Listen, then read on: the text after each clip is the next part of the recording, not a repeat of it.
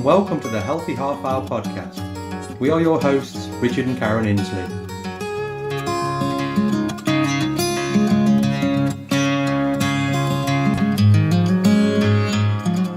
The Healthy Half Hour podcast is your resource for all things healthy, and we will be discussing how to make nutrition, fitness and lifestyle choices work for you. We will be sharing our own personal insights along with research gathered from working in the health and fitness industry for the past 10 years. Our show is brought to you by the 7 Day Shred, which can be found at 7dayshred.com, and please feel free to visit our podcast website, which can be found at healthyhalfhourpodcast.com. And now on to today's show.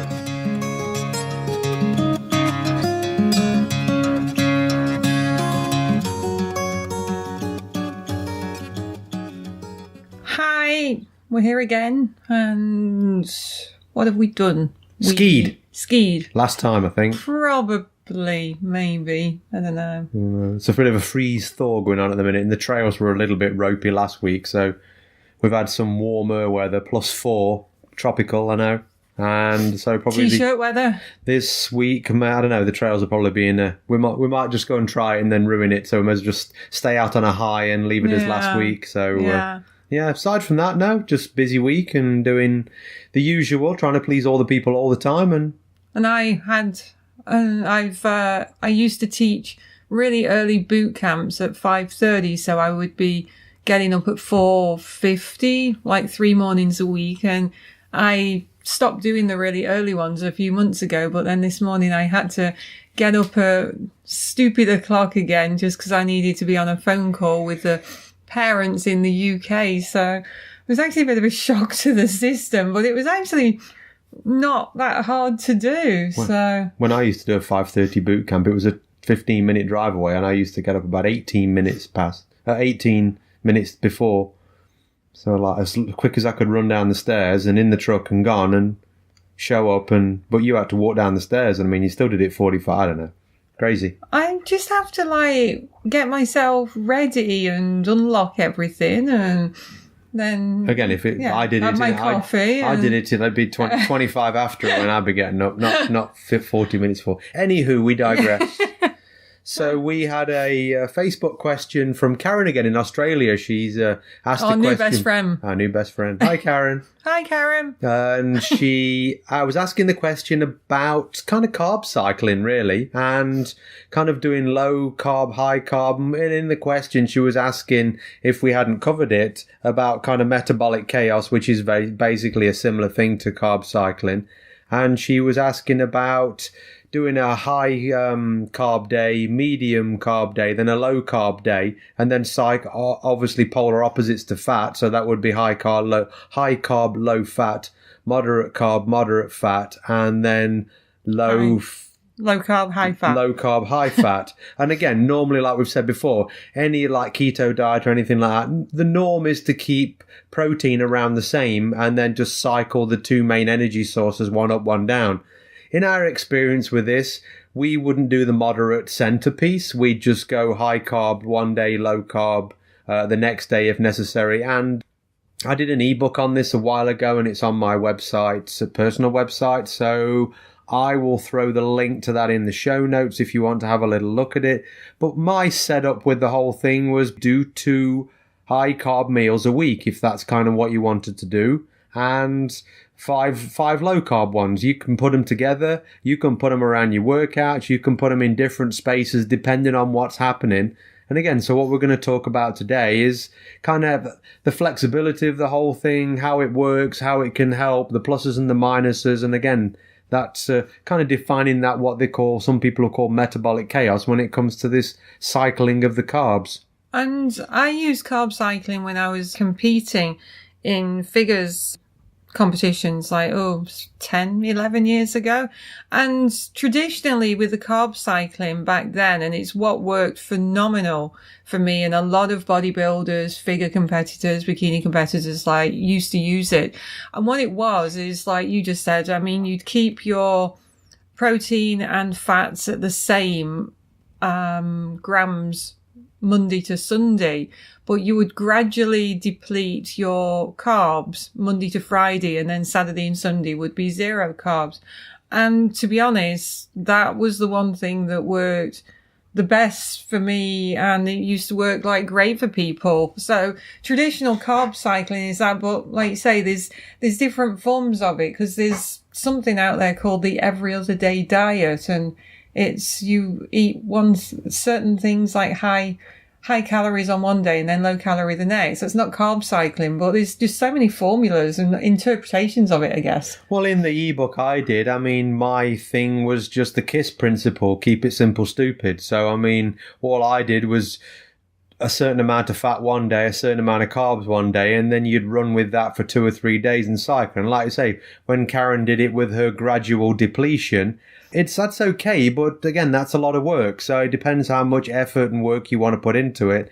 And I mean, there's lots of different diet plans on the internet you'll find that kind of follow that structure, and other ones again which follow different structures. So as we've always said, everybody's different. So just kind of finding out what works for you. And the carb cycling diet that I followed, I mean, it was whole food carbs. It was not anything processed. And not the Twinkie diet. No, not the Twinkie diet. No, that sucks.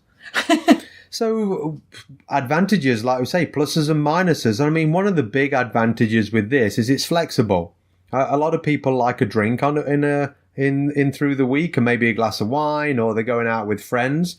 There you go. There's your high carb day. So, I mean, you're not stuck to certain days of the week. If you're going out with the girls after work or something one night, then that's your high carb day. Deem it that day and work it around that.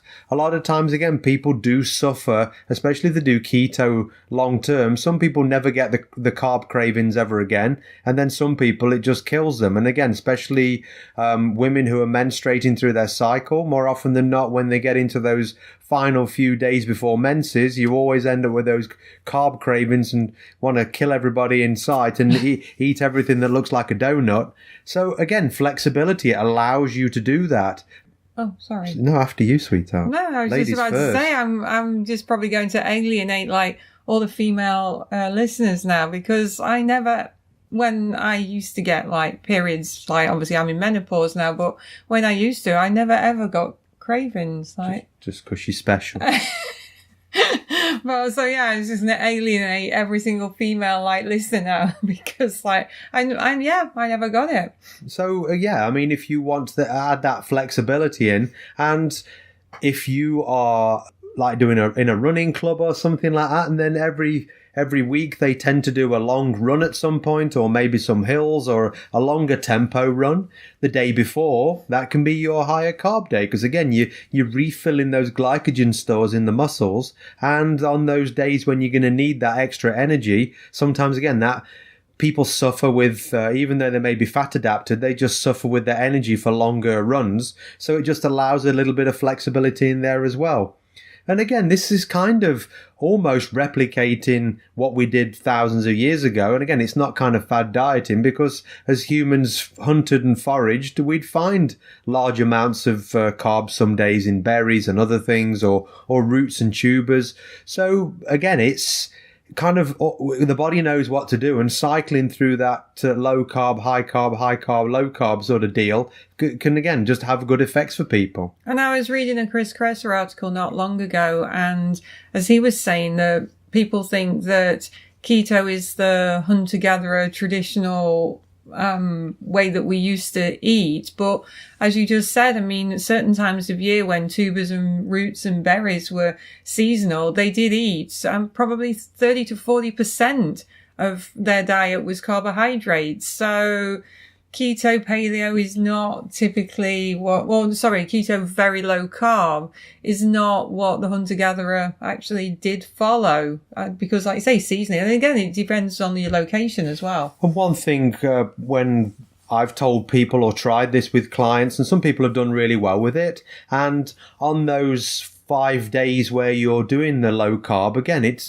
the basic keto protocol. So just because you're doing low carb and you're down to like that 50, 40 grams of carbs, whatever it may be, It's not sweet things. There's no sugar. There's no starches. So it's pretty much very keto-esque through those days. And then on those other days, the 2 days, yes, you can add those starches back in. Again, not high sugars, but you can add some fruit back in. You can add some sweet potatoes, and those kind of starches that are going to help you. And people, to be honest, sometimes really miss those foods. So again, this can be kind of the answer to that. I mean, when it actually comes to the keto, I mean, we've spoke before about the different keto diets. I mean, there's targeted keto, there's the normal keto, and then there's cyclical keto. So all this basically Carb Cycling is doing is replicating cyclical keto. So targeted keto would be, if you just if your workouts kind of suck and you've got no energy, just pre-workout, then you'd probably take a small bolus of carbs, 20, 30 grams or something, just to get you through the workout. But the cyclical one, again, is if you need to just have 1 or 2 days where you just re-energize those glycogen stores. So again, it's just kind of reinventing that carb cycling wheel and calling it something different. Yeah, and the targeted ketogenic diet is usually about 30 to 60 minutes before your workouts, and it does help people with their performance. Some people do really good with their exercise when they're following a standard ketogenic diet. But I found personally for me, when I was following a very low carb diet, because some of the fitness classes that I was actually teaching, I completely tanked if the night before I didn't have a higher starch, whole food starch like meal. But then the cyclical one is usually for those more advanced athletes and people who do high intensity interval training, like workouts, and they need to, like you said, replenish those glycogen stores. And I know that I'm going to have people listening to this going, I can do high intensity interval training, I'm fat adapted, and I can manage quite well on a standard ketogenic diet. Well, there's a lot of people like I'm talking athletes, bodybuilders, people who just really max out the workouts, like where their intensity is very, very high. And they literally cannot perform without replenishing those glycogen stores. So, like I say, it's like people who thrive on a vegan or vegetarian diet. They're in the minority. So, like I say, there's so many different formulas to low carb, high fats that you've got to find out which one works for you, really. Always. And again, how many times have we said that? I mean, it's always comes back round again to that thing that, again, is what works for you. And again, cycle in the carbs a couple of days a week, or it may just be the thing, like I say, because the keto diets, again, people will argue the toss saying it's sustainable for the rest of your life. And we're kind of not in that camp. Like Karen said before, it's a therapeutic diet. It'll help you do certain things. And if you've got gut issues, candida, other problems, then going Type on 2 diabetes. T2D. And I mean, that might just help you get over that and then introduce those carbs later on. So if, again, you're really struggling energy-wise, and some people do struggle a lot of times, especially initially, their blood sugar drops too low because, again, they've got a lot of that dysregulation. And if they go on that higher fat diet, then that regulation can give them the shakes, can give them like hypoglycemia, and their body kind of struggles. So just adding those carbs in can kind of settle things down a little bit and maybe get things to work a little better for you. And one of the things that people can find when they go on a very low carb diet is that they develop hypothyroid conditions, or if they've already got hypothyroidism, they actually get worse. And you do need insulin to be present to convert T4 into T3. So that's why sometimes people who go on a low carb diet actually develop hypothyroidism, or like I said, like they might already have thyroid issues and they actually get worse. So it's always something to consider. And I know that we've mentioned this before, but it might be that you love the idea of a diet, but if it's actually making you sick in other ways, then you've got to reevaluate and think, okay, I don't want to be going the medication route, and I don't want to either develop hypothyroidism or make the situation worse. And one of the things Karen asked about was fat fasting. And again, I did some research earlier today. I just thought, I'll just bring it up because fat fasting is what a lot of bodybuilders will use during what they call their peak week. So peak week is the week before they actually stand on the stage and compete. And fat fasting has been used for years. And like I said, I first competed in 2008. And so it was a while ago that I did that, and fat fasting was around. And it basically is consuming 80 to 90% of your calories from fat. And it's followed for 2 to 3 days, no more than 5. I mean, I'd be hard pushed for probably even the bodybuilders to maybe do it for 5 days, but it's usually 2 to 3 days that you do this fat fast. And it produces very fast and quick results. You drop body fat and it leans you out, and typically it can kind of dehydrate you. But one of the things when I looked earlier was I typed in fat fasting, and almost every single reference came up: fat fasting and keto, fat fasting keto, how to get into ketosis with fat fasting. And I'm thinking, you look at the fat fasting 10 years ago on the internet, and it probably maybe page 10 on Google reference keto, but it's just a formula that's been around a long, long time. But fat fasting again is literally that really quick in and out to get you ready for competition, and is not something that again is sustainable or that you should be following long term. And again, that's that metabolic chaos, metabolic confusion. This is basically what cycling, carbs, and fats can do. So, I mean, your body never actually quite gets used to doing the same thing. So if you eat 1,200 calories a day, similar macronutrient ratios every day, your body kind of gets stuck in a rut of, this is what we're doing. So if you change the days, keep mixing it up a little bit, same with workouts, that metabolic confusion, chaos, whichever way you want to go with it, can just, again, mixes the metabolism up and kind of gets everything fired up and keeps the body guessing. And the more the body's guessing, it obviously doesn't go into that rut. And if weight loss is your goal or adding muscle tissue is your goal, then the body's going to try to keep adapting to what's going on. And that's when things normally go in the right direction for you. So I think, again, we've probably pretty much covered Karen's question top to bottom, back to front.